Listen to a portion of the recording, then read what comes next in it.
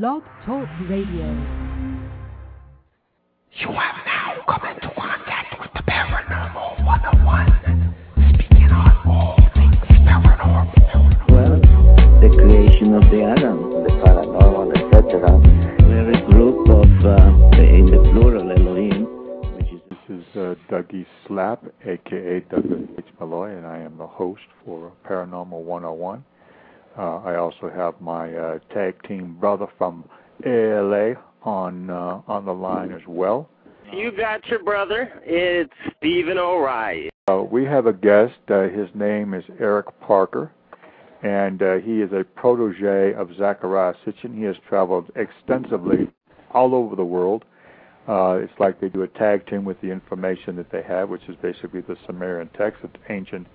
I believe the tablets are considered to be about 4,000 years old, and Zecharia Sitchin has translated them into a usable language for the rest of us. And Erik Parker also has done extensive work on the Bible as far as inaccuracies and mistranslations and that type of thing. So without much ado, I would like to bring on our guest, Erik Parker. Welcome to the Paranormal 101. Thank you very much. I appreciate your invitation, and I'm glad to be here. Well, that's great. So I guess Stephen and I kind of have two different viewpoints. I'm more of a Bibleist myself. I actually have a book in print called The Bible, What Does It Mean When If Not Now? So I was thinking that I would take the approach of asking you questions about the Bible, and Stephen is much more into the Zecharia Sitchin material, so he'll ask you questions about Zecharia Sitchin, and I'll probably ask you some questions too.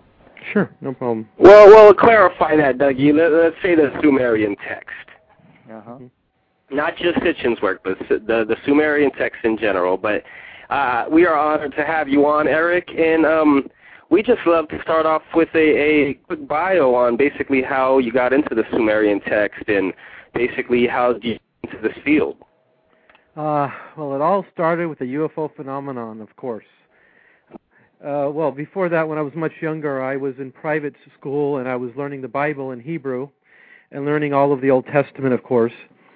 And then in my mid-20s, I started to research UFOs more extensively, more seriously. And I went to a UFO bookstore, video store in Burbank, and I started to rent everything they had and saw all the books, and I came across Zechariah's book, The Stairway to Heaven. Behold, before I knew anything about him personally, I started to read that book, and even though I didn't know it was the second in the series, I started to read things that I was familiar with. For example, the Hebrew terms for God, like the word Elohim being a plural form, and this discussion about giants or Nephilim in Hebrew, and Tower of Babel, and the Great Flood, and all of these things. So I was astonished and also very intrigued, because this was basically a person that was coming from, well, I was coming from his background. I wouldn't say he was coming from my background. I found out that there was a seminar with Zechariah in Sedona. Chet Snow, the doctor, was running his conference there in Sedona, and I went to see Zechariah speak over there. And I signed up with his wife on a mailing list for people to be invited on his trips. By that time, this is the year 1998 already, to 99, and he already had been going on trips for maybe 8 years with fans and people that have been purchasing the books. And the purpose of those trips was to show people the areas and the landmarks, the temples, the ancient sites that he was writing about, so that they could see it for themselves. And also in all of these places we went to museums as well. So I signed up for this trip, and lo and behold, a couple months later, I was invited to go. The first trip I went on to was England and Malta. So I signed up, and we landed in London, and the next day we're in Stonehenge. And when I say inside, I mean we were in the middle of Stonehenge, which I've heard today really tourists can't do. It seems that everywhere we went with Zechariah, we basically got special treatment or special access and the ability for our small group to walk around. And along with Stonehenge, we went to Avebury, Silbury Hill, and all over some of those great sites that England has.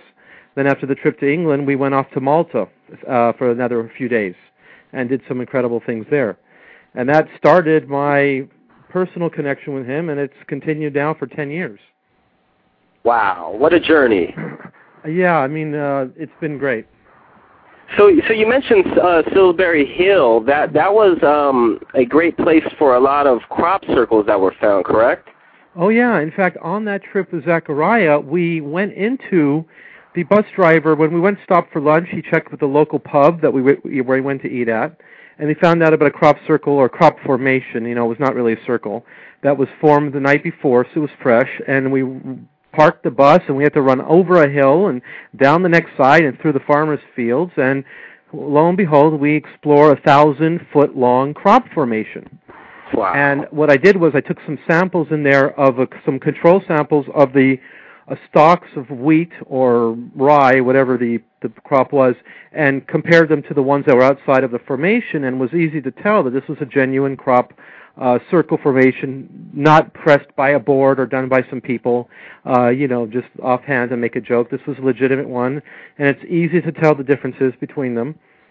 And actually, about 2 years later, I saw in a book by Linda Moulton Howe a picture of a winged disc crop formation that happened to appear in England the same day that we were there on the trip. Wow. And it was the only time that specific winged disc, one of those popular motifs that Zechariah made famous, was ever seen in England. It was exactly the same day that we were there on that trip. But that's not the one we went into. We did not know about that one until 1 year later. Are you familiar with the crop circle that depicted the supposed Mayan calendar in Salisbury Hill? Familiar with a lot of them. I'm not sure if it's the exact one you're thinking of. I studied those formations for many years and what pictures were in them and what kind of information or knowledge they were attempting to convey. So I'm not sure if I'm familiar with the exact one that you're mentioning. But I remember stuff about the calendar, yes. Eric, I've got a quick question for you. I went to a talk by a man named Freddie Silva, and he has a book out, Secrets in the Field, where he talks extensively about crop circles. It's The Science and Mysticism of Crop Circles by Freddie Silva. Okay. And I thought that was a pretty interesting work, because I've been interested in crop circles for a long time, just about what they are, and I know that they're a metaphysical representation more so than people flattening things with boards and that kind of stuff. Well, I can tell you this, Douglas. The crops that are inside the formation that are twisted, the way the stalk grows, the stalk is hollow, grows like a straw. And then there's a node, and a node is like a knuckle on your hand. So the node is strong, and the stalk is hollow and weak. I tried to just hold some stalks up that were from the outside of the circle just straight. I couldn't even get them to hold up straight. I would just walk, and the wind would blow them, and they would crack and break over in the straw part, the weak part. But in the formation, these stalks were bent not at the stalk where it's hollow. They were bent at the node. They were twisted and bent. So they had a three-dimensional shape to them. They weren't just bent one direction or laying down. They had a twist in them. And then when you looked about 6 inches to a foot deep inside the formation, you could see a twisting three-dimensional pattern that was underneath the surface. It was so obvious that it was just like, I can't believe anybody could be in a real formation and not be able to identify a real one from one that's just flattened from the bottom where it comes out of the ground. So these are bent and twisted at the strongest part of the plant, and the stalk is not broken. So I've got a question for you from the work that you've done and the information that you have, and I know this technically isn't supposed to be about crop circles, but let's just kind of go with it. But my question is in your experience and research and understanding of crop circles, what are they trying to tell us? I mean, why are they presented to us? Well, my answer is a little bit of metaphysical, and it may actually appeal to you coming from your area of study.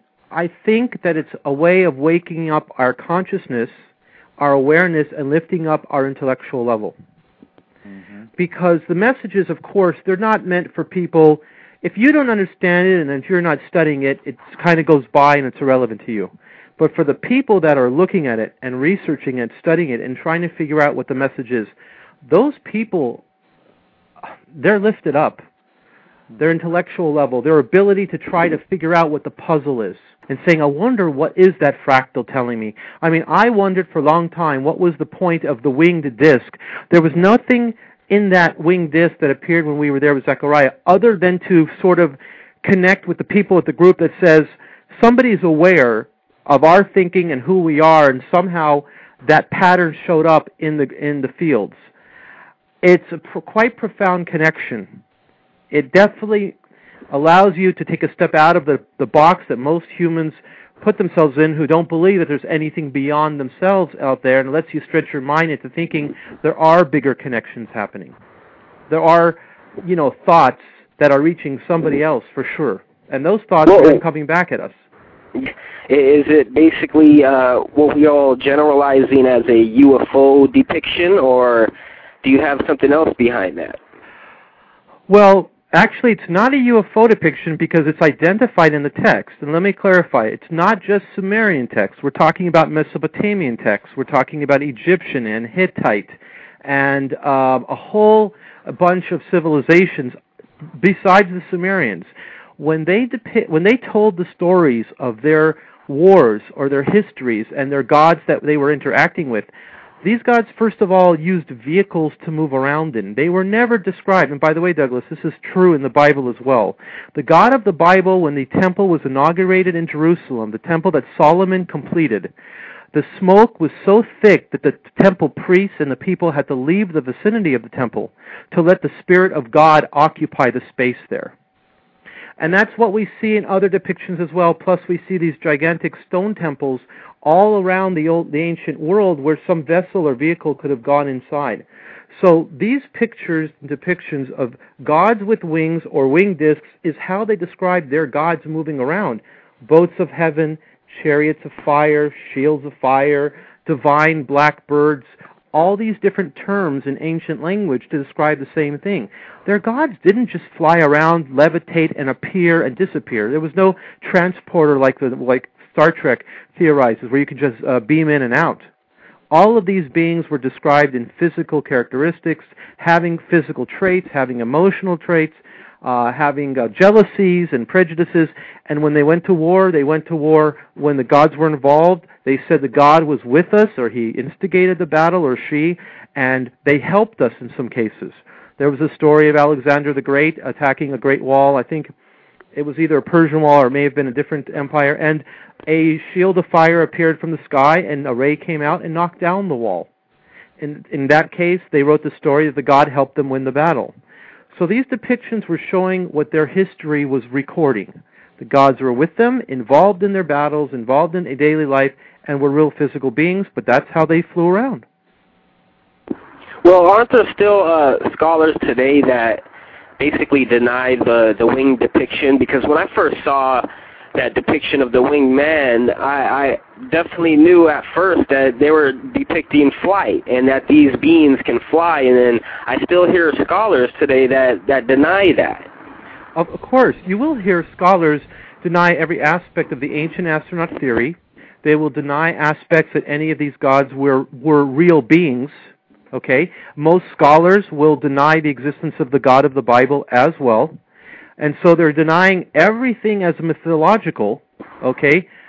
And until the paradigm shifts where society is like, as soon as there's one recognized, absolutely, non-controversial UFO sighting or contact, it'll be like dominoes falling, and everything will switch to the other way. See, it's easy to deny what you don't get funding for, and in fact, your funding could be at risk if you take a leap and say, oh, it wasn't just the Egyptians who built the pyramids, but aliens were involved, or that would eliminate your possibility of having tenure or being funded. So there's a real problem out there with these paradigms shifting, especially in this direction. Well, that was a perfect segue to a question I had in my mind, which was, I don't even recall in History 101 even hearing about the Sumerians. It was all about the Egyptians and the Greek mythology. So when I got older, of course, and I was compelled to look at the origins of man, and I found Sumer, it was obvious to me that this was left out of everything, from the Bible to the text we read in our education today. And that would segue to my next question, which would be for the laymen out there that doesn't know about the Sumerian culture that existed over 6,000 years ago. Please describe who and what was this civilization during this time. Well, it's very simple. The area between the Tigris and Euphrates River, which happens to be currently the country of Iraq, which we call the cradle of civilization. This is the first location where civilization was found, and when we say civilization, we mean complete records of full writing systems. We're talking about administrative empires and settlements, libraries. The first occurrences of almost everything that we're familiar with was found there. Now, normally, Steve, what you see in a history book or a college book is when they talk about the mathematical system, they will credit the Babylonians with the sexational system, but they will make one sentence that says the Babylonians inherited it from the Sumerians. And then they will ignore the Sumerians and can just continue with the Babylonians. And that's in the very fine print, basically, right? Yeah, exactly. And I have a college textbook that I keep around just for that purpose to make the quote, because it's funny. Because in the Sumerian language, we've got the first occurrences of stories of death and resurrection. We have the first occurrences, well, there's an author, Samuel Noah Kramer, who's passed away now, who wrote a book, 29 firsts recorded in man's history, and then he had to keep increasing the amount of firsts that were, as he kept, redoing the book, keep increasing the amount of firsts that he wrote about.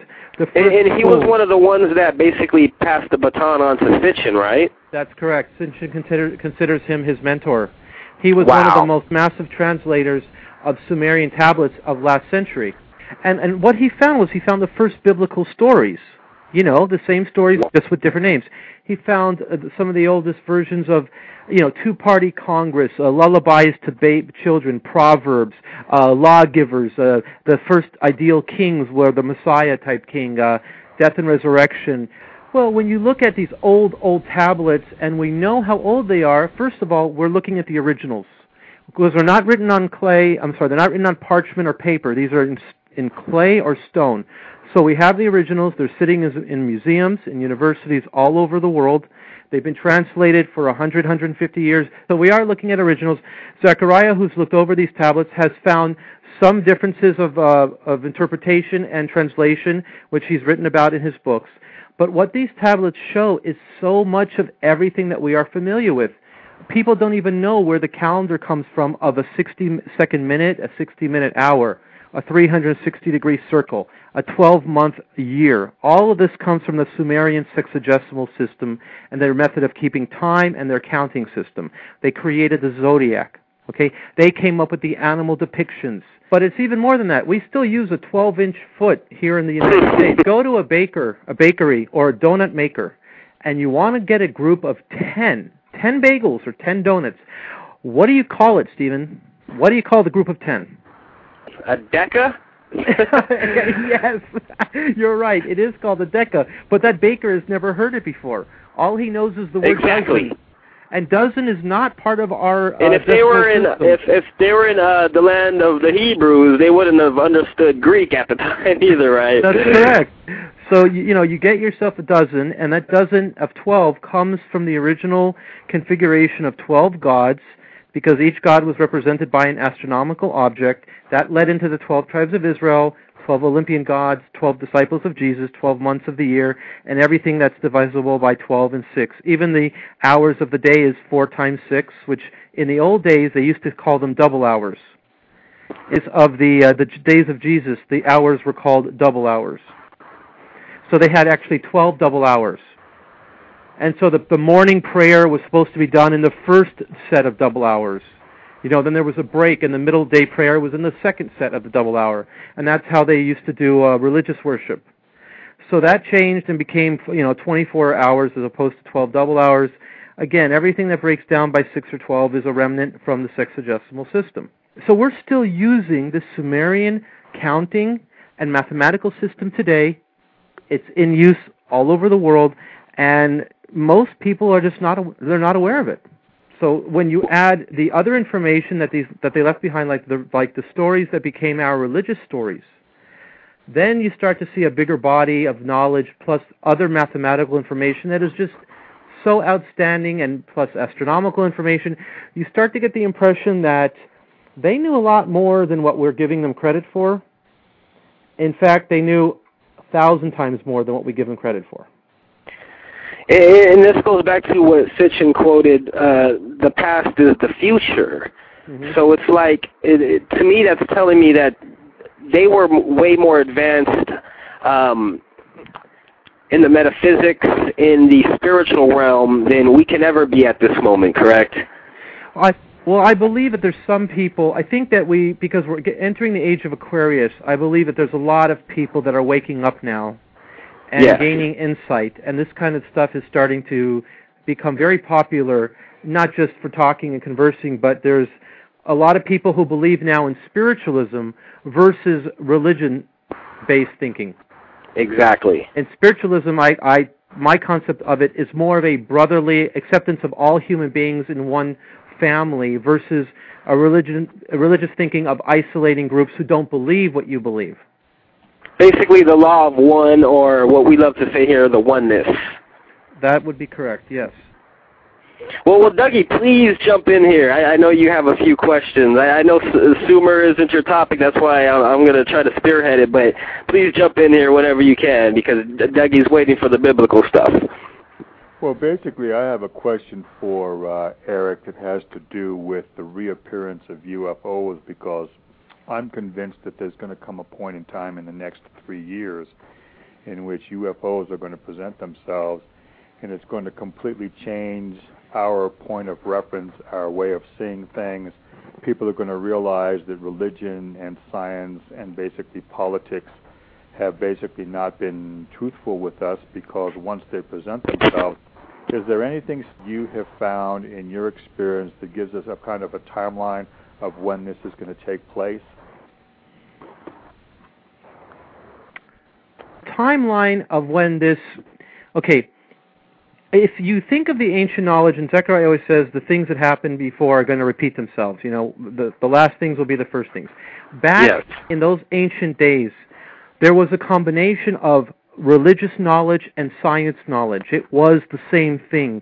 What the priest king knew and his God and him talked about, a lot of that sacred knowledge was scientific type knowledge. Okay? And a lot of this stuff was related to movements in the heavens and mathematics and advanced things. And these things are coming back. The spiritualism is coming back. Now, a lot of people believe that the Mayan calendar is the beginning of a new cycle that is in 2012. Now, it's of course the ending of one cycle, and it's the beginning of a new cycle. Okay, now I don't believe in any stretch that it's the end of anything like our life on Earth at all. But it is the end of one cycle and the beginning of another. I believe that is a factor in the timeline of new knowledge to come. The age of Aquarius, which is coming in, is a factor in that we're switching zodiac ages from Pisces into Aquarius. Right. Now, according to, there's a couple of infant bodies of knowledge that I've studied. One is the raw material. I also have a past life experience with the Mayan calendars and so on. And according to the Mayan calendars, and according to the law of one, third density is ending and fourth density is beginning.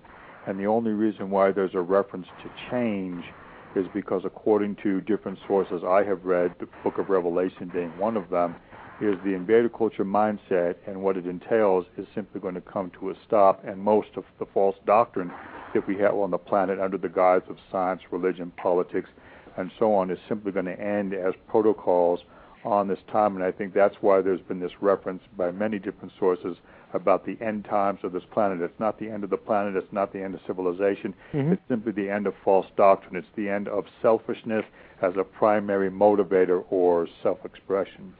I hope that's exactly what happens. But I have seen this. Now, the Book of Revelations is a very interesting book by itself. A lot of the Book of Revelations is borrowed from the Book of Enoch. And some of the Dead Sea Scrolls contain some of that.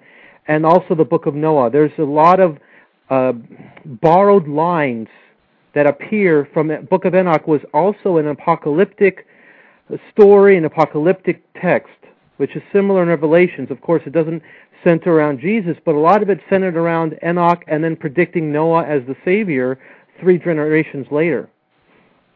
So there's a double source for where Revelations picks up its material from. And for the laymen out there, there's a lot of people that do not understand that Enoch had to have been a Sumerian, correct? Well, it sure seems like that. Yeah, that's what the evidence indicates from the stories. Because what I wanted to bring up was a History Channel segment, It was basically dedicated to Mesopotamia, and they depicted Noah as being a Sumerian. They literally said Noah was a Sumerian. They showed his raft and everything, the boat that they created, and they were depicting the people of that time had to have been Sumerian.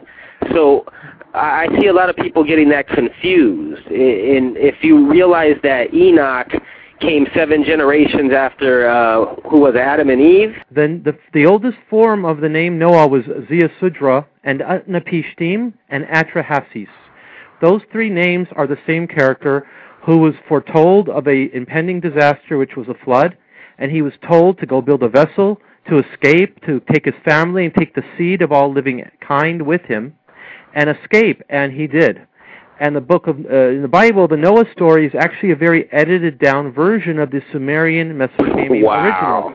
There is so much more happening in the Sumerian story, and without those details, we're not aware that these gods are very sad and crying and weeping for the destruction of humanity, and they are, in fact, thirsty and hungry because apparently they went up in vessels or vehicles and did not have enough provisions. So when they come down, they are very happy to see Noah or Utnapishtim, Atrahasis, Ziusudra cooking meat, and they smell the meat cooking, and they love the pleasing aroma. They smelt the pleasing fragrance, and that's a line that the Bible keeps in. The Bible attributes the biblical God to smelling the pleasing aroma of Noah's sacrifice. Well, 2 questions come up. The biblical God is not supposed to have basically emotional feelings over meat or food being cooked. Exactly. So we know it's a borrowed story. But second, most people think that Noah took only 2 of every animal. So didn't he just kill off a species if he sacrificed an animal? But actually he took 7 of the kosher or the clean animals. Yes. It actually says that in the Bible, but most people don't. It's only 4 or 5 lines after the commandment to take 2 out of every animal. He's commanded to take 7 of the clean animals, which means kosher, the ones that they're allowed to eat. Yes. So in fact, he wasn't killing off a species, it was fine, but the line of the smelling of the pleasing aroma is a direct borrowing from the Mesopotamian original. And you mentioned 4 different names. I've actually read a little bit of the Atrahasis, and I sort of gravitated towards that text comparison to the others. Which one would you say is the correct text out of all 4? Oh, they're all correct. They're all similar, because I see sort of differences in the different texts with the different names. Well, here's the difference. Atrahasis is the title of a text, and he's the subject of that textual story. When you see Utnapishtim Ziusudra, he appears in the Gilgamesh epic. And he's actually the second half of the Gilgamesh epic story. The first part of Gilgamesh story is about him and Enkidu, his best friend. The second part of the story then is involved in his attempt to find Utnapishtim, or Atrahasis, and then learn about the flood. And learn about how he could become immortal, like the person who survived the flood. Well, Eric, I want to tell you the reason I gravitated to the Atrahasis more, because I heard a documentary that Zecharia Sitchin was on, and there was a narrator that was saying that the Epic of Gilgamesh dated whatever year, and then he goes on by saying, and the Atrahasis preceded it by a few hundred years or something like that. So that's why I sort of went towards the Atrahasis text. Oh, that's fine. They tell the same story. There's very few pieces of information that's different. So it's basically the Epic of Gilgamesh. Well, in the Epic of Gilgamesh, the character Atrahasis or Utnapishtim shows up. In the Atrahasis story, it's about him. Okay. So it's more, yes. So I totally get that. Yeah, and Gilgamesh it's a much bigger document. It's 12 to 16 tablets long. It's a very extensive story. You know, it's pretty long for ancient tablets. I mean, for ancient stories. It's basically the flood story and a lot of other stories combined. That's correct. Well, I have a lot of questions. On the tying the biblical text into the correlations with the Sumerian text, I would like to know your interpretation of the Elohim, and my perspective on that was basically that was the translation of the Anunnaki. What was your thoughts on that? Yeah, well, Anunnaki was the Sumerian term for their gods, those that from heaven to the plural gods. Right. The Elohim is the plural form of the Assyrian Babylonian word for their lofty ones or gods, which was Elu, and then Elani, and that eventually in Hebrew became El, Eloha, and Elohim. The word Elohim already contains two singular forms of God's name in it, as the deity of God, El and Eloha, and then Elohim is the plural. What's happening is when the stories are being borrowed and brought down, the purpose of the Bible is to prove there's only one God. So they take these older stories, they edit out all the different names, and they attribute every action and everything that happens to a single deity, the biblical God. This is during the age of redaction, when they're finally compiling and deciding what actually is the Bible itself. Here's that when they're taking an older story that has multiple gods, they then convert the names to the word Elohim, so there's only one term in Hebrew. Now, there's other theories that are saying that the Elohim is a different writer of the Bible who's writing, and another writer writes and uses the word Yahweh. So that's the ancient Y document comparison to the ancient E document, correct? Yeah, that is correct. Yes. So that's another competing. That doesn't really compete, but it's an additional theory that one author used El and Elohim, and the other author used Yahweh, and then when the redactors combined them, that's why you see all these different names all the time.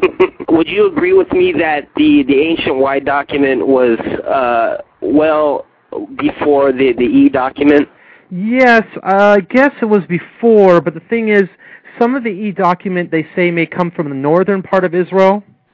So the Y document is coming from the Judean priests, which would be the southern part, and the Judah, which is what survived after which survived longer after the Assyrians conquered the north. So it's hard to say if the age difference is significant. That's one of the areas I'm looking into myself, whether if the age is that much different, or if these are just concurrent versions of stories that were carried down, each with their own sort of ideology involved in it. I see a lot of correlations with that name in the name of the Sumerian god, or the Sumerian creator deity known as Enki, which I like to call Ea, or Ea. Right, that's correct. It's Ea, whose home was water. And there's also Enki, same epitaph. The epitaph comes later, correct? And he was also known as the water bearer, correct? Yes, he's the picture of the Aquarius being the water barrier, of water spouting out. I've got a question for Erik, basically involving the way that the Lord God, in this case, because just how it's presented in the current Bible, you have the Lord God Jehovah, and the information that's come to me is the reference is a warlord God that came and took possession, and it converted the image and likeness of God to a warring, greedy, class distinctioned group of people. And I'm wondering if there's any information that you've got on, because it seems that it's like I'm familiar with Ramtha's material. Ramtha has a tape, Jehovah versus Id, and it simply talks about the father of man and the warlord God Jehovah and the war or invader culture mindset that came to this planet. And it seems that one of the things that we don't do is differentiate between warlord gods and creator gods and the role that they play. It's kind of like Star Wars was trying to present that to us, saying you have entities that control and manipulate and teach us how to conquer, enslave, and destroy. And then there is entities that try to educate us, or beings that try to educate us into love, wisdom, and the kindness and that type of thing. Well, I could tell you, what's interesting is the ancient gods and the way they are described is they have the same attributes as humans do. They get angry, they get mad, they have the revenge, they go on these trips of stealing this and running away, and then some are killed and they're brought back. And the fact is that the God of the Bible did require blood animal sacrifices for his worship. There's extensive details of what animal sacrifices and on what day and how many you sacrifice of goats and bulls and sheep and all this kind of thing. Along with that, the biblical God used a calendar that was a lunar calendar, and it was not a solar calendar, which tells me that it was not the most advanced thinking in terms of giving his people a better calendar. Instead, the Israelites got a lunar calendar where they have to add a leap month. So when you think about the sacrifices, and you think about the wars, and when they went into the land of Israel in the biblical story, they conquered and killed everybody, and they were ordered to wipe out complete populations. This doesn't sound like a nice being.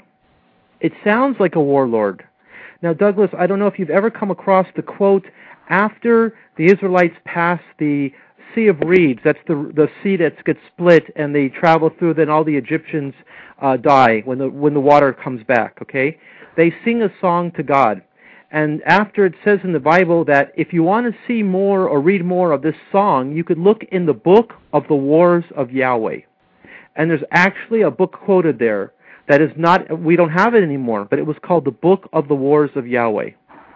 Okay, well, see, my understanding is that Jehovah is a warlord God and Yahweh is the creator of man, and they're two specifically different entities. One conquers, enslaves, and destroys, and it's given the name the warlord or the Lord God Jehovah. And Yahweh, which is another entity, is actually the creator of man, and we don't draw the distinction between the two, and because we don't, we automatically assume we've transposed, saying that yes, Yahweh was involved in the process of war. My understanding is simply that Yahweh is the creator of man and was only involved in the process of love, community, getting together, and Jehovah.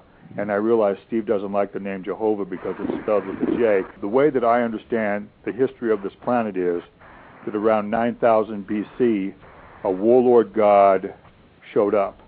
And the warlord god converted a group of people from a peaceful people into a group of people that was based upon fear, judgment, and persecution, leading to war, greed, class distinction, through hierarchy, elitism, superiority, chosenness, and the concept of good versus evil, that led to what is now the invader culture mindset on this planet. Complementing that is the basic design of what we've created to exist as, which is equality, balance, relationship, purpose, and harmony, which is based upon community, kindness, and sharing. And we, from our point of view, simply don't distinguish between that. And because we don't, the invader culture mindset is running rampant on the surface of this planet. I offer a very simple argument in my Bible book that Jesus taught love, forgiveness, and doing unto others to resolve fear, judgment, and persecution, and the entire military war, greed, class distinction mindset from this planet. And we were given 2,000 years, which ends in 2012. Well, that's what I offer as an argument. The thing is, Douglas, I found confirmation in the theory of the warlike God as well, but it doesn't come from any of Zechariah's material. It comes from a UFO case. It actually comes from the Billy Meyer case from Switzerland, where Jehovah is referenced as Jehovah the Barbarian. And there wasn't just, in their story, they're saying that there wasn't just one. There was a father, a son, or 3 generations of characters that were called Jehovah or Yahweh or a version of that. That were all this alien-type leader who did demand not only this kind of worship that you're talking about, this absolute worship and devotion, plus the sacrifices and everything. Right. But the way Zechariah would answer the question is, it's more related to how the ancient Mesopotamian gods interacted with their people, and they were warlike. They did have these tendencies. You've got this dichotomy where Enlil didn't mind the flood. He wanted to wipe out mankind. Exactly. Enki was the creator. Stephen and Douglas, one of the things I'm researching now is the original usage of Yahweh or Jehovah or Ea or Yah in the ancient text, this ancient Sumerian text. So we're looking for the original source of that Yahweh term. There is a problem in that Jehovah is not pronounced correctly because the J was a Yah sound in Latin. It should be Yehovah, which is the actual name of God, and Yahweh is also the same name, which comes from the Tetragrammaton. Because there's a language difference and accents difference and different ways of reading the letters, then you have 2 different names, and then you can have a philosophy, and you can create any difference that you want to mean whichever name that you want to give it. And I actually got an article which shows a 2,600-year-old silver scroll with the letters of YHWH in it, which concludes that this name or this abbreviation had to have been around during the time of Moses, or the time of Moses and Akhenaten. So this name had to have been there. But then my proof in the pudding that JHVH had to have been the latter-day translation of YHWH, which is the confirmation of J being a latter-day translation of the letter I. And then that's the latter-day translation of the letter Y, which was the original letter. And actually, I learned when I was in school that when the Septuagint was written, that's when the Hebrew Bible was translated into Greek. Exactly. They intentionally did not write down the name of God, and they made it abbreviated so that nobody would pronounce it. It's an intentional code so that it wouldn't be carried, especially to those, non-Israelite, non-Jewish people. It goes back to the whole thing of the name being too holy to be spoken, correct? Yes. Even in today's modern Judaism, they don't say God's name. They just say the name, or they say God, but they don't say his actual name. Well, I have a feeling that if you study the old history of, say, Judaism, that if you pronounce the word of God, it was punishable by death because there is a process that takes place in the creation. That if you call on something within the creation, they have a responsibility of answering that, and the negative God that became the God of the Jews simply did not want to be called upon, and that has basically been the reason why the idea of God has been presented as being too holy to pronounce. Because if you look at any source that a person relies on, a person will call on that source, and there will be the process of service. And we don't do a very good job humanly of understanding what self-service is involved with and service to others, which is demonstrated by Genghis Khan, Jesus, and so on. We don't do that. There is an element within the context of the creation in which serving the self and being engaged in the idea of war and conflict is simply how that path is delineated. And so what happens is that we don't pay attention to what involves the invader culture mindset and what the origins of the invader culture mindset is. We don't understand what the nature of the design is as it was originally created to exist as, and then you have the rest of humanity that simply looks at the original design and the warlord or invader culture mindsets, and we simply watch them at work, not realizing that you have an original design, which I believe are indigenous people. You have the invader culture mindset, which is warlords that have been involved in the process of indoctrinating war, greed, and oppression on this planet, and we simply don't pay attention to those two things going on at the same time. We don't. I agree with you that people are not aware of that. You mentioned that they left these names out. The way I look at that, they did that intentionally, and that was to confound the people. Did you agree with that? Well, yeah. I mean, they wanted to confound the non-Jews, the non-Israelites that were ordering them to translate the Bible, which is what the Septuagint was. They'll actually quote from the Septuagint rather than the Hebrew, which is the original translation, and that's where everything gets lost in translation. Correct. And I hope people listen to Erik here, and he confirms that this Septuagint is a latter-day translation, which is everything we read today in the Bibles. Everything comes from the Greek Septuagint translation, and I see that the problem, and that's where we get everything twisted. Now, Douglas, to your point regarding mentioning God's name, how many people do you hear every day mentioning Jesus' name? Jesus, or something just bad happens. I mean, so thank God his name was really not Jesus. And that's also a distortion of his name because of him as well. And that spirit form would be a little bit too, he would be asked to do too much service as well. Right. Well, not only that, but there comes a point in time, okay, it's great that we have these ideas of God, and it's great that we have these ideas, but at what point do human beings simply come to that point to where they understand the will of God, understand the creative process of love and light, and simply consciously create things within the context of their experience, utilizing the will of God, because we don't need ideas of God in order for our humanity to work. I don't need to call on God to say, oh, do this for me, do that for me. Yeah, but you know what? I think you have religions that exist to become an intermediary between humans and God. The Catholic religion still believes that that's what their role is. We are the conduit to God. Come to the church, pray with us, and we will be the intermediary. Well, that's what Protestantism was about, was saying, no, you don't need those people. You could do it yourself. Very far away. I mean, I think centuries away, unfortunately, from a feeling where individuals on the mass of this planet feel that they can communicate directly. Yeah, we're about 1,000 years away from the type of evolution that we need within the context of our humanity as far as just living our life. And I try to simplify it according to very simple things. There's the will of God, there's love, there's light, and there's conscious awareness. There's a process of controlled manipulation, which is a negative process, and then there's creativity that we manifest. And I believe that we are simply learning how to be effective within the context of creativity, using the will of God as our life according to our design. And I believe that's what the Mayans were talking about. It's the end of time as we know it, rather than the end of time in general and the end of Earth. Yeah, well, they actually weren't talking about the end. It was just the end of one counting cycle, and the beginning of the next cycle starts with day one. You know? Now, Eric, here's a question for you. According to Nostradamus made a prediction of the end of the world, but according to the Seth material, Nostradamus was a devout Catholic, and one of the things that he has shown and that he saw was the destruction of the Catholic Church. And he could not foresee the survival of the world without the Catholic Church because that was his belief system.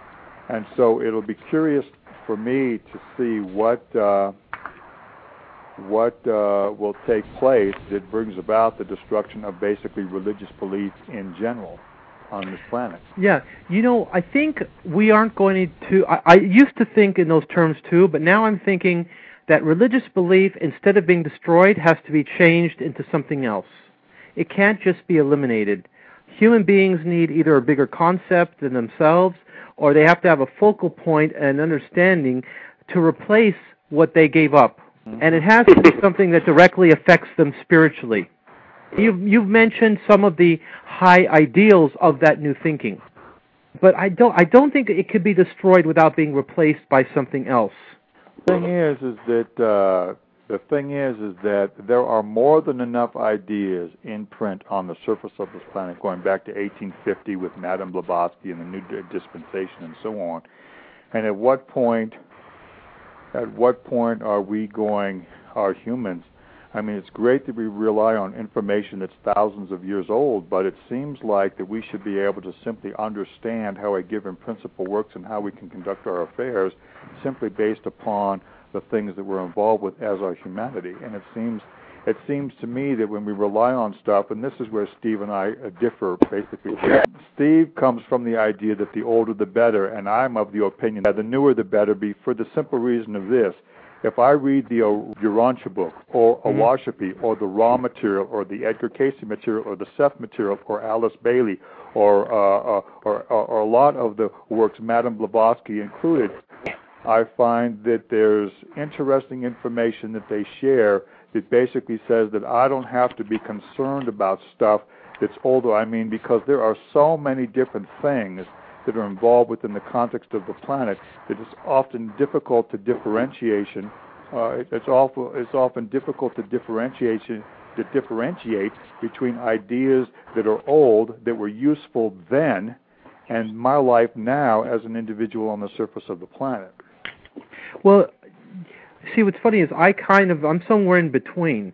Now, when you disavow anything ancient, then you're also saying that the religious information and the morality is not relevant to today, but wrote the religious morality to be relevant forever in their mind. In their mind, they were writing stuff that should apply forever. For example, when it comes to documenting biblical stuff and ancient stuff, the older the better, because you get to see the original where it came from. That doesn't mean that I'm living my life based on, a 4,000 year BC type of lifestyle. Now, when it comes to, for example, scientific knowledge and what they're gaining from laboratory experiments today, obviously the newer the better. You know, going into space, repairing the Hubble Space Telescope, doing experiments like this, and in the laboratory and the Human Genome Project, all of that stuff, the newer the better, absolutely right. But so it depends on what material you're talking about. You know, it depends on what area. Now, Douglas, it sounds to me like you're talking about where humanity should go and in what direction it should go. Yeah, well, the thing that's interesting to me is that if an individual, and I don't care who the individual is, posits a given idea, that might have a degree of relevance to them, but then there are no two people on the surface of the planet that are the same. Infinity simply says that reality and truth is going to differ from person to person to person to person. So why is it that we have these examples like Buddha and Jesus and Muhammad that says, okay, you should follow my life as your life, and the simple fact is I am not Buddha, I am not Jesus, I am not Muhammad. In order for me to understand where I'm coming from and who I am, I have to understand what reality and truth is as it corresponds to my design according to my life and so on and so forth. And I am not going to be able to do that if I rely on information that is not specifically, intuitively shared with me as a realness that's true as it corresponds to my life. I'm not going to be able to do it. And as long as I rely on outer-based sources, I will never know what my reality is as a personal realness within the context of my humanity on the surface of this planet. Unfortunately, that's true for a huge amount of the population, including yourself. I think in terms of that, it's called first-person data, first-person knowledge. Okay? When somebody comes with a story that they got for them, that's third-person data. There's no evidence behind what they're saying. It's just a revelation for themselves. And that's not for you, like you said. And that's what religious testimony is, Douglas. It's third-person, third-type data that was thousands of years old. There's no evidence for it, and it's somebody's reported history. It's his story. Right. Which is what history is. His story. So then the question is, the question we have to ask ourselves, at what point is an individual simply going to rely on the intuitive process and allow the intuitive process to reveal those ideas and those truths that are useful to the individual as the life that they're living? Well, here's the thing. Most people were brought up in some religion or another. The first thing they have to do is eliminate or change that thinking into this new way of thinking, which is that the revelation that you receive yourself is what you should be going by. So they have to unlearn what they have learned first, because they already grow up with a bias. To me, the channel material is strictly hearsay, and we have ancient text that is backed by thousands of different correlating texts. To me, that's the proof. That's the proof of why I should be studying ancient texts. So that's my discrepancy with newer material rather than looking at the ancient source origin material. I tend to agree with you. I think the stuff that was dug up in the ground, written on the original tablets, and that's verified and validated by other texts that are very similar or the same, is very extensively good. It's a good data. It's good science as well. And so science too. And I could tell you that some of the information we find there is so outstanding that it's beyond comprehension for the time period that it's found in. We definitely wanted to get into the biblical correlations with you, Erik. Okay. I think one of the interesting borrowed stories is actually the Tower of Babel story, which is interesting because there is a tablet in the Ashmolean Museum, which I believe is in Oxford, England, which has the origin of the biblical Babel story, where it talks about the languages being changed. And you will be surprised, or no, you won't be surprised to hear that guess who changed the languages, but it was Enlil. Is this the correlation with the biblical confusing of the tongues? That is correct. So it seems, now what's very interesting about the Bible in Genesis is that, well, we know it's borrowed, but the Creator, He creates the world, He doesn't like it, He makes a flood happen, wipes out everybody, starts again, then you have a Tower of Babel incident where everybody's working together, He doesn't like that, and they confuse their languages, right? So He's starting civilization and trying over and over again, multiple times in the narrative, to get it right, which doesn't seem to be very apropos for the creator God, who should be, well, almost perfect. Maybe not perfect, but at least close to it. Yeah. But then when you find the original sources, then it's quite shocking to find out that the Sumerian original, the Tower of Babel story, and of course Enlil was the one who did not favor humans as much as Enki, who was busy confusing their languages. To Enlil, one tongue gave speech, changed the speech in their mouths, put contention into the speech of man that had until that time been one. Enlil is definitely so. In the story in the Bible, the Yahweh is the characteristic traits that Enlil did is being played by Yahweh. Yahweh is acting as Enlil. Or in the case of the flood story, by giving the flood, the biblical Yahweh or Jehovah is acting like Enlil, but then saving humanity, the biblical Yahweh or Jehovah is acting like Enki. Depending on which attribute or what action the God of the Bible does, it was referring back to a different Mesopotamian god in the stories. Now here's a big one, Stephen and Douglas, that's very shocking for all religions on the earth that have a Judeo-Christian background, because for Judaism, for Christianity and Islam, Judaism has to be accurate and correct. They all are being based on the prior religion. Yes. So check this out. The birth story of Moses is borrowed. And Moses' birth story is borrowed from Sargon the Great, king of Achadia. And this is the story of being born in secret, being placed in a river in a basket covered with pitch, being left to float around, and left to float, and then eventually found by a noble person who raised this character to be the leader of their people. It's not an original story to Moses. Sargon the Great was exactly born in secret, put into the basket, covered with pitch. It's almost word for word. Was this the Babylonian interpretation? Well, the Sargon the Great is dated to around 2300 BC. And Moses is dated to 1250 to 1350 BC. So we're talking 1,000 to 1,200 years earlier. Major difference. Okay, their birth story was picked up and borrowed. And by the way, Moses was not the first character in history to turn a river to blood. Inanna Ishtar turned a river to blood. And so one of the plagues of Egypt that Moses did is also a borrowed story, at least one. So you've got the birth story borrowed from Sargon, you've got the Nile River story turning to blood borrowed from the Inanna Ishtar, and these stories just keep going on and on and on. And in a long lecture that I do have available for sale on my website, I go into much more detail how we can use the original sources of words from Sumerian, Akkadian that go into Hebrew, and so we could find the roots of a lot of these stories. And that's part of your slideshow, right, Eric? That is correct, yes. Yeah, why don't you go ahead and throw out your personal information so that people can, kind of access your stuff and look at it and buy it and all. On erikparker.com, which has been mentioned a couple times, Stephen, by you. Erik is E-R-I-K, and Parker is also with K, P-A-R-K-E-R. Actually, there's a couple videos for sale that I've done recently. They were both done at MUFON meetings that are over 2 hours long, have over 75 slides contained in them. There's some clips of me doing a lecture on the website. And actually on May 30th, I'm doing another an online webcast through UFOstream.com. And there's a link to that on my site right underneath the link to you guys.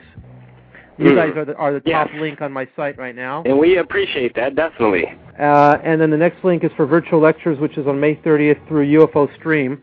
We just had one in San Diego a few weekends ago. We did a live event, and we streamed it over the web. George Nuri was there. He did an hour. We had Dr. Roger Lear. We had John Greenwald. We had Giorgio Tsoukalis and Jose Escamilla. Jose Escamilla, who showed one of his videos, movies in this lecture. So we had a whole day seminar in San Diego, which was pretty good, and we did a webcast of that. That was the first time that we webcasted one of our lectures like that. That's a new thing we're trying to do. And they're able to purchase this on the website, Eric? Yes, the link is on my site, erikparker.com. It's only $20 for the virtual lecture, and then the link is on my site. It'll take you to the UFO Stream site. I highly suggest it to our crowd because, honestly, I've came into contact into every Sumer and biblical scholar out there, and I believe Erik Parker gives you the genuine article along with keeping it in a layman's form where you can understand it clear. So I want to let all the listeners know, make sure if you're interested into this work, check out Erik Parker. That's ERIK Parker.com. So make sure you check him out. And to get back onto the questions on the correlations with the Sumer text in the Bible, I'm sure there was maybe 20 more you had to bring up. If we could bring up maybe a few more that you had on mind to sort of close off the hour, and we'll get into a few more different things. I actually wanted to bring up a few of Sitchin skeptics out there, and I wanted to break them guys apart a little bit. And let's start off with a few more of the biblical comparisons, because I think the boiling point or the bottom line to the correlations with the Bible and the Sumerian text would have to be the Enuma Elish, right? Yeah, I was going to actually bring that up. The story of the creation of human beings that the Bible writers put into the Bible is actually the Sumerian Mesopotamian creation of man story. And we know this from so many different reasons. First of all, so this is Genesis and everything else. Yeah. When God created humans and breathed into man the breath of life, and man was created from flesh and blood and all these different things, what's going on is Hebrew is borrowing the story and combining words. For example, in Hebrew, the word for man is Adam, meaning man. The word for blood is Dam. The word for red is Adom. And the word for soil or earth is Adamah. So what happens is, in Sumerian, you have 4 different words that are these 4 different terms.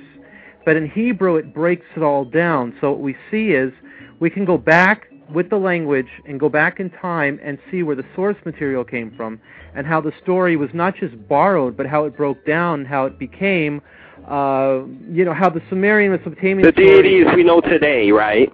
Correct. And again, what happens is Akkadian is the first Semitic language. So, it's really not that hard to see it, Stephen, once you have a basis in the language of the Semitic languages. That's the key. Absolutely. If you read it in English, all you see is Lord and God, and thou and thy and thine, and basically Shakespeare. Amazing the connections that you brought forth and basically brought in my horizons with. And with the Enuma Elish, what was the other correlations that we could bring up? Because basically we brought up Genesis. I'm sure there was a few more tales in there. The Garden of Eden, for example. Eden is a Sumerian word, and everyone thinks it's the name of a garden. But I heard the name of Ea means whose home is water. Yes. E is home. So E means house in Sumerian, or home. In which preceded Hebrew, E became bit or bayit. So in Hebrew, we say Beit Din. That means courthouse, house of justice or judgment. Eden meant courthouse, house of judgment. Eden is where the king or the priest or the god would sit there, and people would come before him and ask for him to decide on issues of like lawsuits, the issues where we had disagreements. Judgment, almost. So yes, so the word Eden itself, which is the Garden of Eden, is actually people still speaking Sumerian. I mean, the word for man in Sumerian was Lu. Lu is still a man's name. Lu. The word legal comes from the Sumerian word for their name king, which was a Lugal. So Lugal became Legal. There. And in I'm Latin, right there with legalis. And in Latin, legalis. That's what I'm saying. So when you see the play on words, I mean, I've got when I do my lecture, I go through a list of them, how this word in Sumerian became this word in Hebrew, and it just... Like you said, it's still here. We still basically speak a derivative of Sumerian vocab, basically, right? People are very familiar with the word mujahideen, which Yes. means holy warriors, which were the fighters in Afghanistan, and now the Islamic terrorists, they call themselves mujahideen. Well, that's still that deen word. The din word is still that word from Eden. That's the word that means justice, righteous, report. That word's been around for 6,000 years. We're still using it. I mean, we're still using Lu for a man's name. And there's a whole bunch of other things. The root of the modern word for earth, which is Gaia, for Mother Earth. Yes, and that would be in the Greek, correct? Yes, but that, again, comes from the Sumerian word for earth, which was Ki. Ki became Gi. Same spelling? Well, Ki became Gi. Gaia, Kea, Bo, Ki. And by the way, Enki is the root of the Hebrew word for giant, meaning Anak or Anaki. The Hebrew word for giant was from the actual sound of Anunnaki. That's how the word giant appears in Hebrew. Anaki. I think that's the pinnacle of them all right there, huh, Eric? That's right. And that's Anakim. And then I like to make the correlation to Star Wars with Anakim. Exactly. Well, what George Lucas did, a lot of people may not know this, but he was following an author named Joseph Campbell that he consulted with, who wrote about archetypes. And in the archetypes, you have the farm boy who becomes, the savior and becomes a hero, and the princess who's captured, and you have the evil father that has to be redeemed, and you have the pirate and the swashbuckling type guy, and all these archetypes, people relate to it so well. Yes, totally. I love Star Wars. So does my daughter. Oh, it's so amazing. And to close off the correlation, besides if Dougie has any more, I think I had one more. I thought I saw in there. Nephilim. I think it was Lily 2 with Lilith. Okay, now Lilith is Lilith is a strange concept. She supposedly is, the first wife of Adam? Yes, before Eve. I mean, that is just not even anywhere in the Bible whatsoever. Exactly. But it's definitely very Sumerian with the Lils and the Liliths. I believe it's actually in the Kabbalistic text because exactly. I'm somewhat of a Kabbalist myself. Yeah, in other words, it's extra biblical text. Yes. There we go. Have you heard about the Necronomicon? Yes, and I never delved into it just because of the name, but expound on it. You know what it is? It's just Sumerian. It's like Sumerian prayers. No way! That's all it is. Oh my God! I have to go and purchase this book now. What I heard about it. It was supposedly black magic. And it's like spells, right? Yeah, but it doesn't. It just says, praise the God in Lil, and let me give me life. And I finally looked at it at the bookstore. I'm like, I found it at the Bodhi Tree on Melrose, a very metaphysical bookstore. It's not documented in tablet form. It's in parchment form. It's in a lot of ancient discussions. So the Lily 2 tablets aren't as how would we say? Not as old. They're not as old, huh? Yeah. Mhm. Okay. Unless you can cite me a source that's that old, and I would look it up. But I have not seen it in any form that's older than, let's see, a few hundred BC at the most. Because I've read some ancient Kabbalistic text where it speaks of Lilith ascending after learning the Creator's name, Yod-He-Vav-He, of course, YHWH, which was actually, I co-confirmed that with a History Channel segment that I watched on it, because I was studying it about 3 years before that, and I saw this, and it was the exact same thing I was studying at the time, where it said she learned this name of YHWH and ascended because she saw the evil amongst her, and the evil basically in the eyes of Adam. Oh, I see. The Sumerian name of Lilith was Lilitu. Yes, that's what I was mentioning. I said Lily 2, right? I mispronounced it a little bit. No, you did. You know what? I'm gonna have to look up that more because I have not come across it I have not come across the translations that I would like to see it.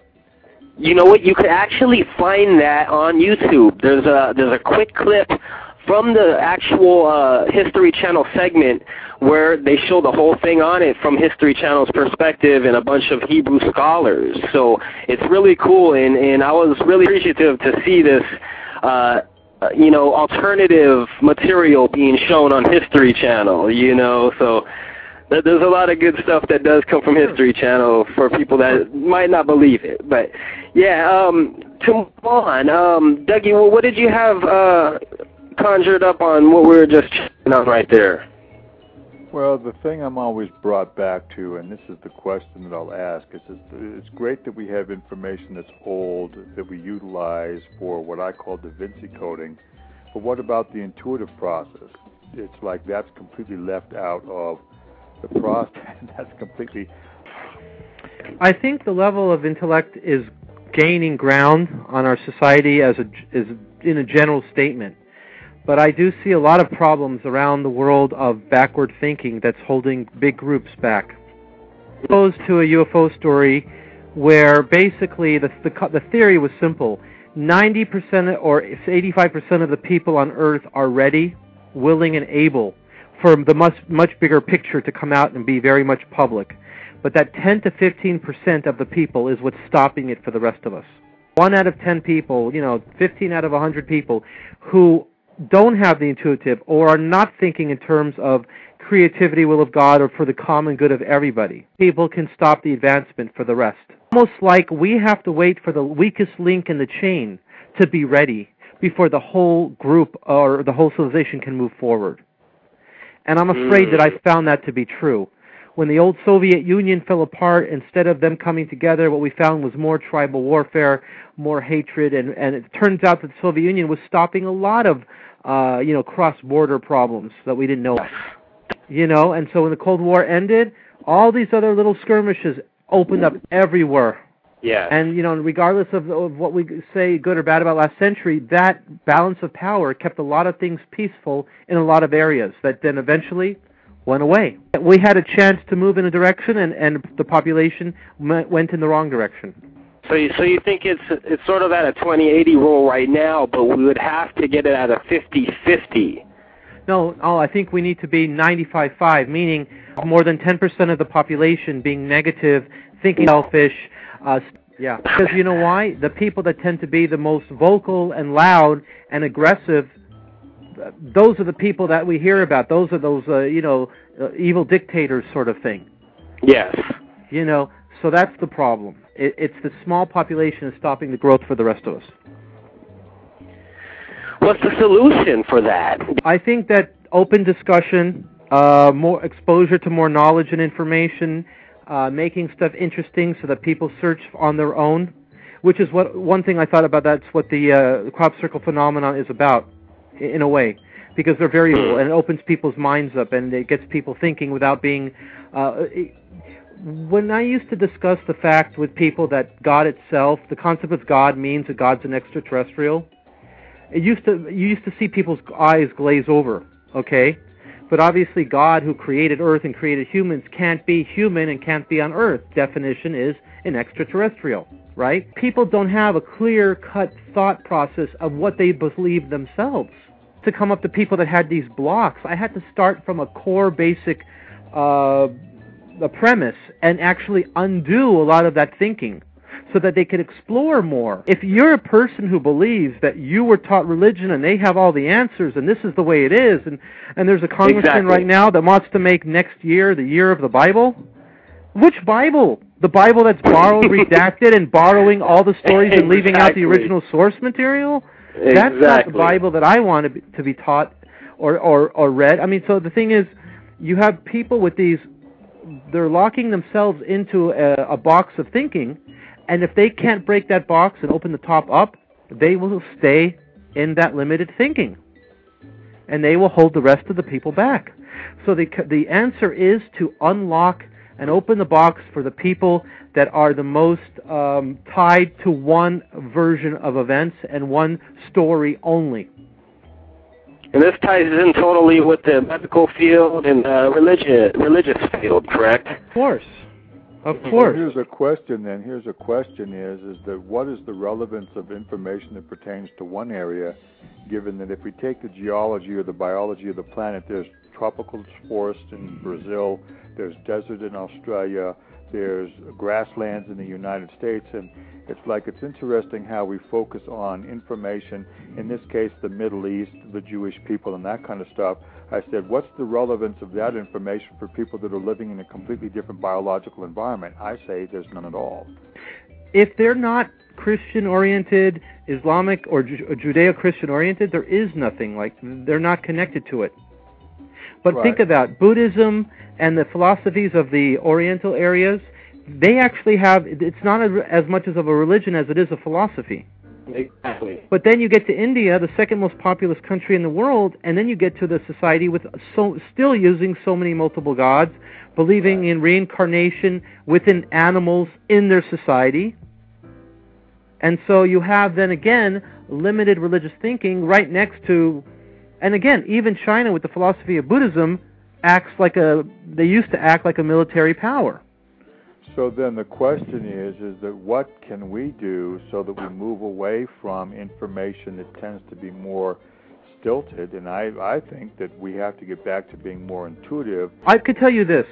What I have been exposed to by working with Zechariah, being his seminar coordinator, and getting the response back from people, especially the people that grew up in religious indoctrinations, mostly Catholic, but a lot of other faiths and different areas of faith, is they feel enlightened and opened up because they realize that the story of humanity is so much of a bigger story, more connected to every other human. Every brother really is a brother. It's not just a statement that people say. Okay, when they realize that the Bible has an originating source, it has a bibliography, it's a borrowed material, they don't feel so obligated to follow any one indoctrinated ideology anymore. And it frees them up. And then, for example, in my case, I started to go all over the world to look at stuff, not just in Israel, but Egypt and England and Malta and Mexico and Italy, to see these ancient sites and ancient temples and ancient things that had nothing to do with the Bible, but had everything to do with Earth and humanity's origins. So when you study this material, it is worldwide. There's stuff in Nazca, Peru, the Nazca lines, which can only be seen from the air. So what you get is, you get the evidence of a worldwide, not an occupation, but a visitation, where all these primitive cultures misidentified these beings as gods, when in fact they were just alien to Earth, and, going around doing mining, getting resources, and doing whatever they were, and they simply were misidentified. But whenever humanity can move away from thinking that these sightings and stories were gods, and they were in fact just visitors, that frees up your mind to be more expansive, more spiritual, and then to consider all other humans as brothers. And there's a lot of ancient texts that coincide with that, right? Where it speaks of the children of Adam and Eve were all sisters and brothers for a very long time. Well, that's correct. I mean, who did they have relations with to produce more children? If Adam and Eve were in fact the only first two beings. See, that's why some of those stories don't make sense without looking at the older original and understanding where it came from. And you see, Douglas, a lot of people are tied to the stories of the religions. They're tied to the mythology. Right, and there's going to come a point in time in which we find that religion, pretty much across the board, is done with.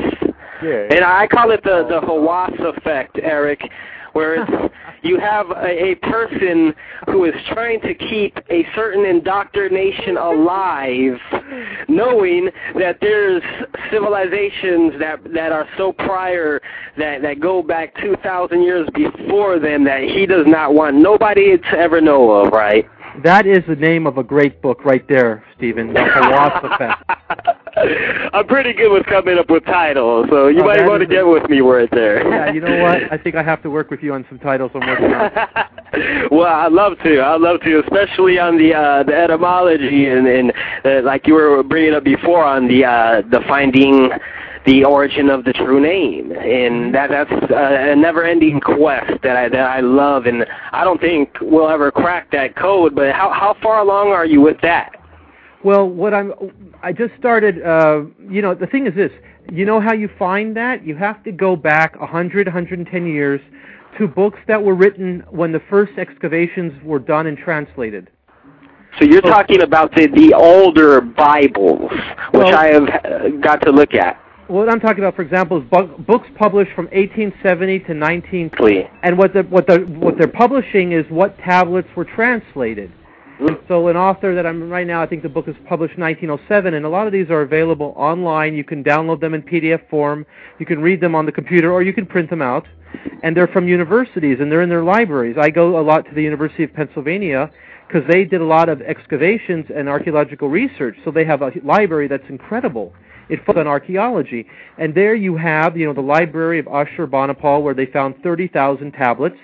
and they're translating these time years. So every a few months, every year, they have a volume that puts out what they translated in that year, and then you have to look through these journals to see what material was found. And then throughout, as different decades went by, different researchers who researched it then wrote books about what they were looking at. And so you find authors that are following the same trail that we are on, but for some reason, 110 years ago, they were on this trail, but it got lost somewhere last century. It just was kaput, right? Yeah, I mean... It just ended, and now we're back on the same quest, it seems.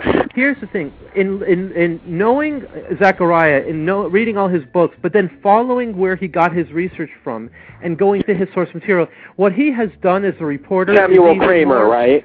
Well, that's just one out of 100 prior people. Oh, yes, there's hundreds of them. Yeah, so what I'm saying is what Zechariah did is even more incredible because he didn't put together a theory that his own and then tried to make it fit. He researched so much material and discovered things in it that prior generations were missing because they didn't know about rockets and going to the moon, for example. And the thing about space travel is a way of skewing all the prior documents that you've read. If you have no knowledge of space travel and you hear about this trip that Enoch took, right, to the different heavens, and he learned all these things, and you think it's a dream, it's a spiritual enlightenment. The seventh heavens and the gatekeeper Metatron and all this. But there's a whole different way of looking at stuff once you have a modern technological point of view and a reference point. That's why I think that stuff is even more incredible, and eventually he'll be recognized. When the paradigm shifts, I think he will receive more recognition than Van Daniken for sure, although Van Daniken has a lot of, his stuff is not as scholarly. Exactly. Did you see that recent documentary on him on History Channel? Of course I did, yes. And I know actually... What was your thoughts on that? Actually, I liked it. It covered Nazca was a big part of that. And I liked it. I mean, I like Van Daniken. He opened up a lot of areas. I mean, it's not like Zechariah where you're actually looking at ancient texts and doing translations and getting dots. But it is a lot of the ancient astronaut theory.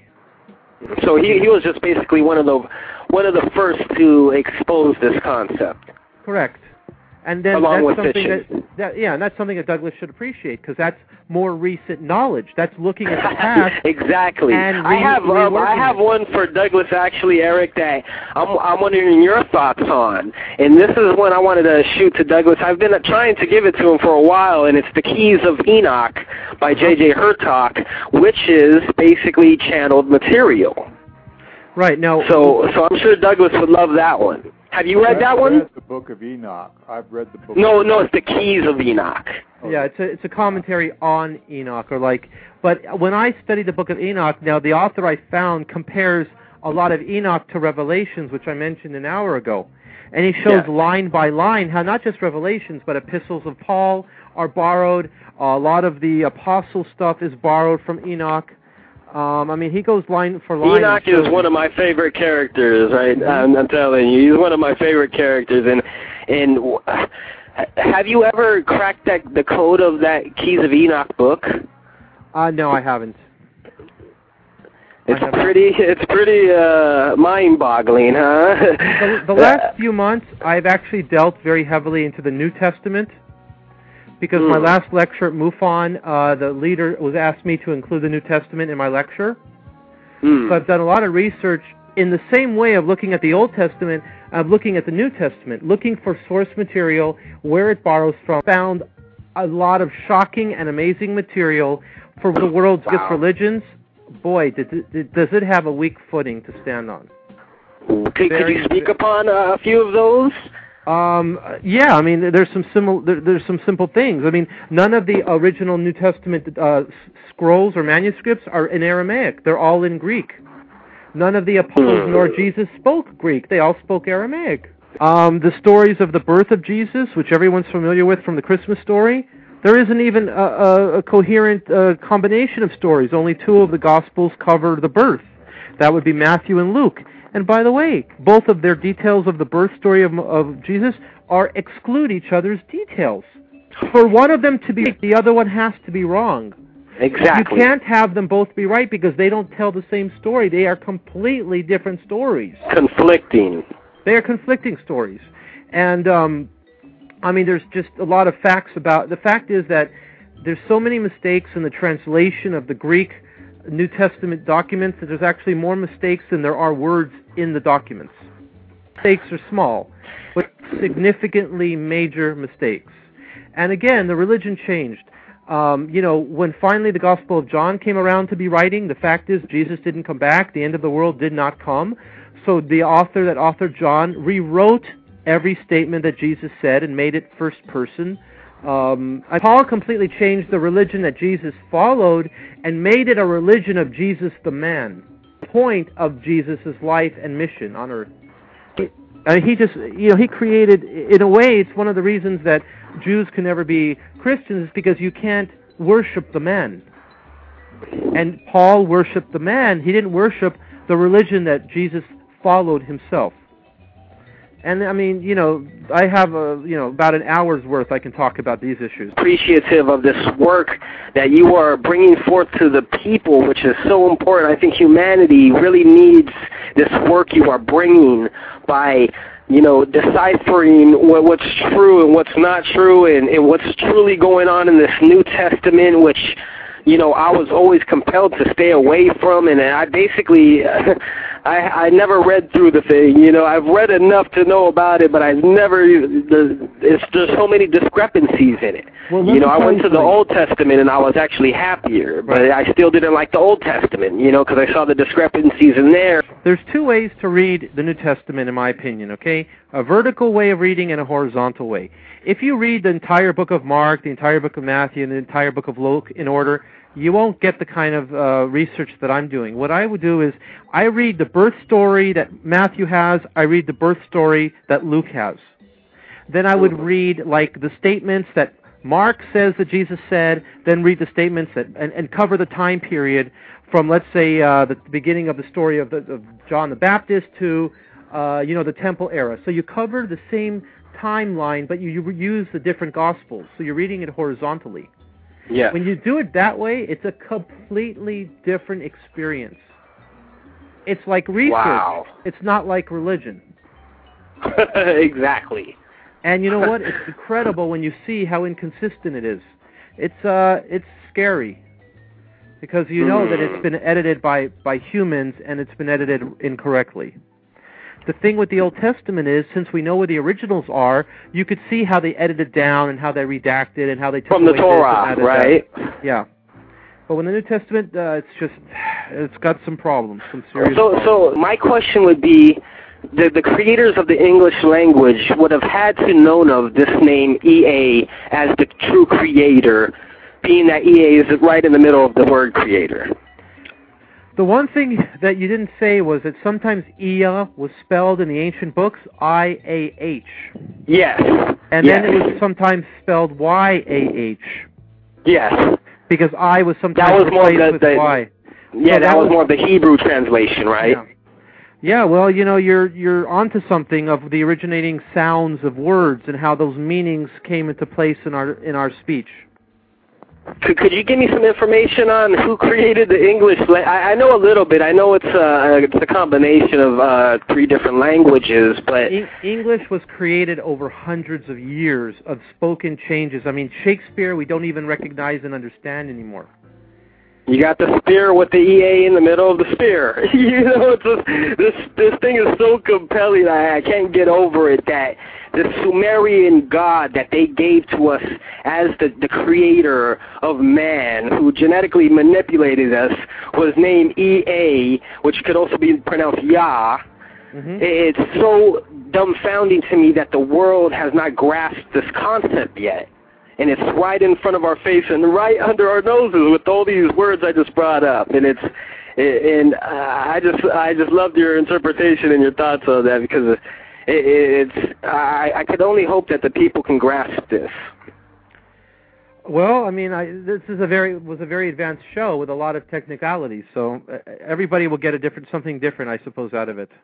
Exactly. Yes, and that's how I would like to leave it off too. It's all up to one's discernment, and do not take our word for face value. Just go ahead and research it yourself. Make your own discernment on Erik's work, on everything we have stated today. And I'll like to finish off with that last one you brought up, which is Or. What was your information on that one? Because Or is the capital city, which could be the root of the word earth, as Orth, U-R-T-H. Yes. Also, there was a city, Uruk, which was Erech, and there was also Eridu, which is also the potential for the beginning of the word for earth. Eridu because the D becomes T-H, E-R-D becomes E-R-T-H. But what's interesting, I found in the Billy Meyer material that they think the word Or means originating source or starting point. Well, if we look at the etymology there, you have original. I was about to get there. Yes, thank you. You're fast. So that's what I always think of Or. I think of as original sound, original... and isn't it also known as the Fertile Crescent? Well, yeah, that's the area. Yes, correct. Okay, on this same note, Erik, I wanted to finish off with this one. This is another etymology class for people on the Orion or Ion. Orion. Okay, we all know of that we supposedly descended from the solar system or the system, the Orion Nebula. Orion, okay. You have the Or, which is the Fertile Crescent, the place where man was brought forth into the fashion we are today, and then you have the Ion, which is what we could call it the substance of life. Mm-hmm. Were they trying to tell us something there in basically pointing us exactly to where we came from right there? Well, some people think so. I could tell you that the pyramids definitely align to the belt star in Orion, in the constellation Orion in the year 10,500 BC, 12,000 years ago. So that is something that I believe that alignment does make sense. I believe that's what the Egyptian designers or architects of the pyramids were insinuating. Yes. So it's possible. Yes. Wow. I'm just so happy to get some, further investigation and some further, knowledge on these thoughts that I've had and that I've been trying to share with the crowd, and especially on Sitchin and keeping his name alive and his work and exactly through what you're doing also. And basically, like, he passed the baton to you, I believe, and everybody else who he believes is really, in depth into this knowledge. And to me, I am so grateful for the knowledge that you have shared along with Sitchin and, and from the words of Sitchin and everything you have shared so far. So please give us all your information on how to get your beautiful works, and maybe if you have any seminars coming up, please let everybody know where they can get you. ErikParker.com. Everything would be announced there, and my videos are available there, and all appearances I do will be up there on the website. ErikParker.com. Make sure you support his work. You've heard his information, and we'd love to have you back on. If you have any time in the future, we'd love to have you back on for another appearance, Erik, if you're available. I will be, of course. And I just want to thank Erik for being a part. Thank you again, Erik Parker. Thank you. Take care. Bye-bye. That was Erik Parker. Make sure to catch him at erikparker.com. Pick up his information. This is the new protege of Zachariah Sitchin, I believe, along with the other friends, Jason Martell and everybody else. Make sure you pick up his beautiful works, and it's very informative, and I was blown away, Douglas. I hope we can have him on very soon in part 2, basically get into everything we missed out, which I'm surprised we missed out on anything. We got a lot out, but I'm just still flabbergasted on the information I've learned, and I'm just wowed right now, Douglas. Well, that's good. That's what we like. Being inspired by the inspiration of others is always a good thing. Yes, sir. And as for the Paranormal 101, we love to sign out with the love, of course, and my old saying, peace, love, and oneness. And what's your old saying, Dougie? Feel something real, think something true, and share it in ways that are kind and conducive. This is Dougie Slap, a.k.a. Douglas H. Malone, saying so long from another episode of the Paranormal 101. From the Northwest, not the East anymore. He's from the Northwest, right?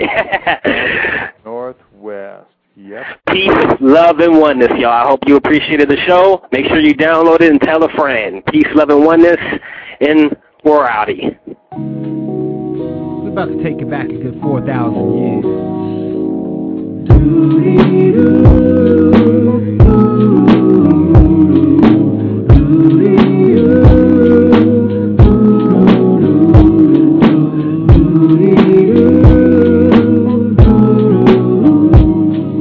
Above, so below was quoted 3,000 years ago, letting the world know from the micro to the macro. Emit love and watch it grow with the glow of every single enchanted star seeds planted into the multiverse. First, after the big burst, everything became connected. What the creator reflected is love, which is light.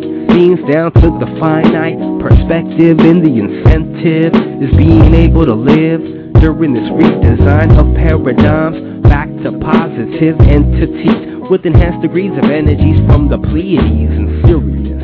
In this mysterious mystical realms of the metaphysical powers of the pyramidal